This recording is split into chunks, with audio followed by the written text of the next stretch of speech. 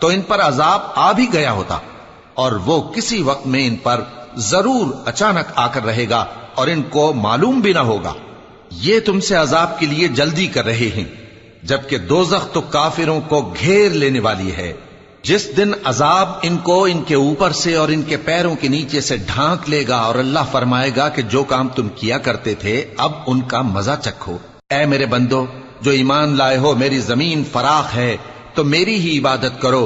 हर शख्स मौत का मजा चखने वाला है, फिर तुम हमारी ही तरफ लौट कर आओगे। और जो लोग ईमान लाए और नेक अमल करते रहे उनको हम बहिश्त के ऊंचे ऊंचे महलों में जगह देंगे, जिनके नीचे नहरें बह रही हैं, हमेशा उनमें रहेंगे। नेक अमल करने वालों का ये खूब बदला है, जो सब्र करते और अपने परवरदिगार पर भरोसा रखते हैं। और बहुत से जानवर हैं जो अपना रिज्क उठाए नहीं फिरते, अल्लाह ही उनको रिज्क देता है और तुमको भी।